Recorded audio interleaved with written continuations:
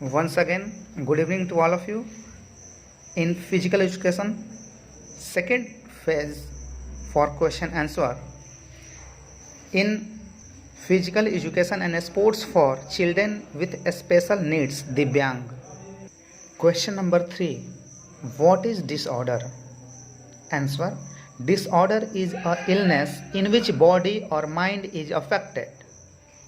It is an abnormality of function, morbid physical or mental state like psychiatric disorders, anxiety disorder, personality disorder etcetera.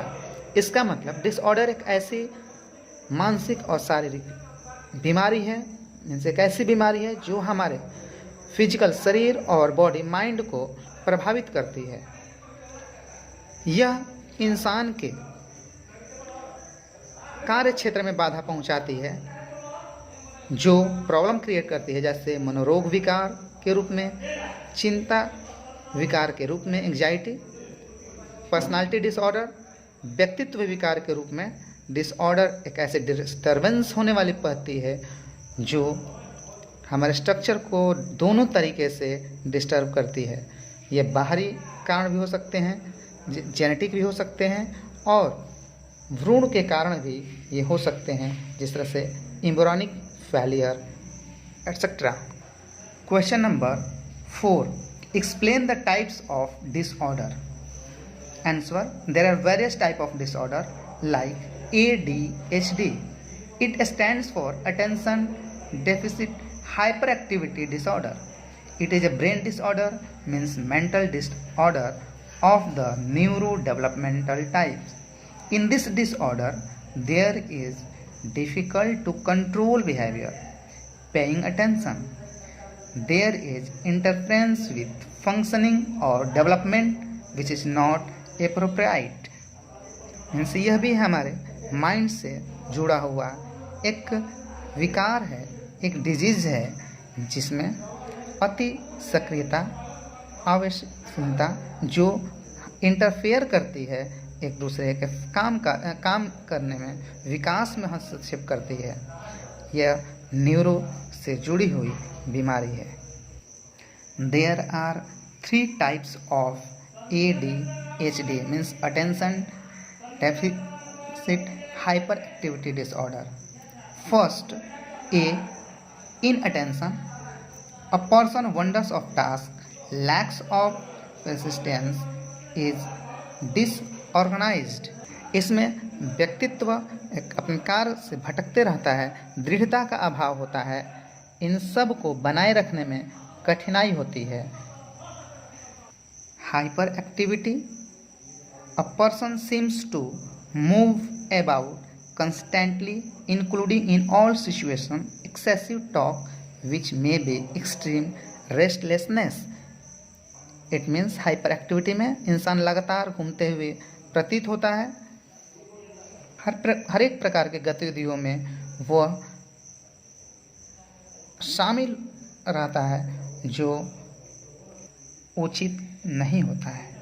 Third, impulsivity. A person makes hasty action which result may be high potential for harm. An impulsive person may be social, intrusive and excessively interrupt other decision. यानी कि जो इंसान hasty action के जो होता है, वह बिना सोचे समझे जल्दीबाजी में कार्य करने की सोच रखता है, जिसमें अधिक मात्रा में संभावनाएं बनी रहती है हार्म का, नुकसान की। Second, SPD. SPD, it stands for Sensory Processing Disorder. It is such a condition in which there is problem of brain to receive and respond the information that comes in through the senses like hearing, touching, etc. It may be oversensitive. Common sounds may be painful. इसमें इंसान की जो brain related जो illness है, बीमारी है, विकार है, उससे परेशानी होती है किसी इन्फॉर्मेशन को रिसीव करने में और उसको आउटपुट देने में। एक कॉमन साउंड भी उसके लिए प्रेरणादायक हो सकता है, भारी पड़ सकता है। हल्की आवाज़ भी उसे परेशान कर सकता है। Symptoms of SPD sensory processing disorder, affected sense, जो हमारे सेंस हैं, सेंस ऑर्गन्स हैं, वो अफेक्टेड होते हैं, जिस तरह से hearing, touching, illness like exit on a spectrum, the sound of leaf blower outside the window may cause them to vomit under the table, start out as fuzzy babies who become anxious as they grow older. Next, third disorder is ASD. It stands for autism spectrum disorder. Disorder, it is a wide range and levels of disability, means it is a group of developmental disorder as ODD, ADD, ADHD, OCD, depression, anxiety, etc.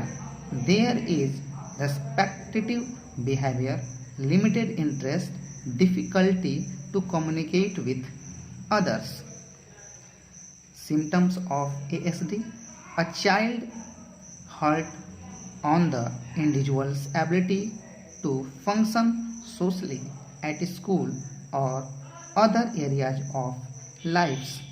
ये जो ASD है, autism spectrum disorder, इसमें इसकी जो range है काफ़ी wide है, wide level की ये विकार है, डिसेबिलिटीज़ है, जिसमें कई ग्रुप, हमारे जो विकार के कई ग्रुप हैं, चाहे वो ऑड हो, चाहे एडीडी हो, चाहे एसपीडी हो, it means attention deficit hyper activity disorder की बात हो, सेंसरी प्रोसेसिंग डिसऑर्डर की बात हो, या एंग्जाइटी हो, सभी प्रकार के डिप्रेशन हो, सभी का एक ये ग्रुप होती है, जिसमें इंसान की जो इंटरेस्ट होती है काफ़ी घट जाती है, रिपीटेटिव उनकी बिहेवियर हो जाती है, कम्युनिकेट करने में एक दूसरे को प्रॉब्लम क्रिएट होती है। Number 4 disorder is ODD, means it stands for oppositional defiant disorder. It is such a condition in which a child has an irritable mood, verbal hostility to others, argumentative behavior towards people in society. They have also depression and anxiety disorder.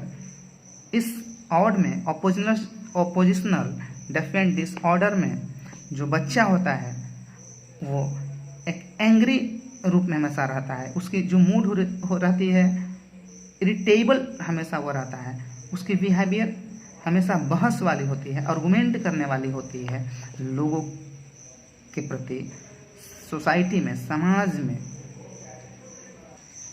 The symptoms of odd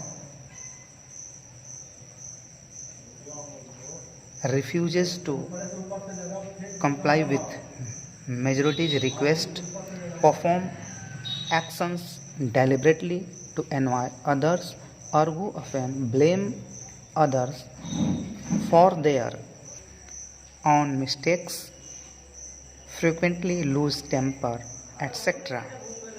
इस प्रकार के बीमारियों के जो लक्षण हैं, लोग refuse करते हैं. अगर कुछ लोग मिलकर कोई बात कहते हैं, उसके रिक्वेस्ट को वो डिनाई करता है, जानबूझकर एक्शंस को इंसान परफॉर्म करता है, आर्गूमेंट बहस करते हैं, एक दूसरे पर ब्लेम लगाते हैं अपनी गलती होने के बावजूद, तुरंत लूज टेम्पर के हो जाते हैं, झल्ला जाते हैं, गुस्सा जाते हैं. ये सब लक्षण हैं. Number 5 disorder is OCD. It stands for obsessive compulsive disorder. It is a type of long-term mental illness that causes unwanted thoughts. In this disorder, people are unable to control the thoughts or the activities for more than a short period of time. The common activities are not controlled by such person like handwriting, counting of things, checking the door which is locked or not. Now next question is question number 5th. What do you mean by disability etiquette? Answer: it is a setup of guidelines which help the people how to deal with approach with disabilities. Everyone is different. Even then, these guidelines hold true for most individuals most of the time. Good manners for dealing with people with disabilities are generally same for good etiquette in society. Means disability etiquette विशेष रूप से लोगों तक पहुंचाने के तरीके से निपटने वाली गाइडलाइंस का एक सेट है। मीन्स एक ऐसी विकलांगता शिष्टाचार, डिसेबिलिटी एटिक्वेट मीन्स विकलांगता से जुड़ी हुई शिष्टाचार का एक ऐसा सेट है, एक ऐसी गाइडलाइंस का एक सेट है जो ऐसे लोगों तक पहुंचने के लिए, उनसे निपटने की एक तरीका है। जो रूल्स जो होती है विकलांगता से निपटने के लिए शिष्टाचार है, अच्छे मैनर के नियम है। सामान्यतः समाज में वही नियम होते हैं अच्छे शिष्टाचार के लिए। ज़्यादातर लोग मैक्सिमम पीपल अधिकांशतः दिशा निर्देश को सही ठहराते हैं, जो उचित नहीं होता है। एक अच्छे रूल्स के तहत हम पहुंच सकते हैं। Now mention the disability etiquette. यदि एग्ज़ाम में 1 मार्क्स के आए तो हम इस तरह से ये 5 पॉइंट लिख देंगे। यहीं सेम क्वेश्चंस आ जाएंगे। Explain the disability etiquette.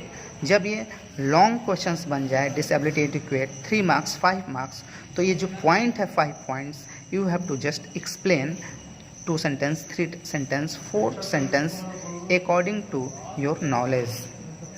First point, mention the disability etiquette की जो फर्स्ट पॉइंट होगी, शुड टॉक डायरेक्टली, लोग से डायरेक्ट टॉक करने चाहिए हमें। Second, offer to shake hand, उनसे हाथ मिलाने चाहिए, उनको एहसास दिलाना चाहिए, no I am with you. Third, should not tease और पुश, ऐसे लोग को चिढ़ाने नहीं चाहिए, धक्के नहीं देने चाहिए, पोक नहीं करने चाहिए। Fourth point, help them easily, उन्हें आसानी से हेल्प करनी चाहिए। मीन्स उनको किस तरीके की हेल्प की ज़रूरत है, कितनी ज़रूरत है, उस हिसाब से उनके साथ कोऑर्डिनेट करने चाहिए। Next fifth point, listen them carefully, यदि वो लोग कुछ बात कहते हैं तो उनकी बातों को केयरफुली सुनना चाहिए। Means first listen them, then if there is need then we should say something. So thank you for this chapter.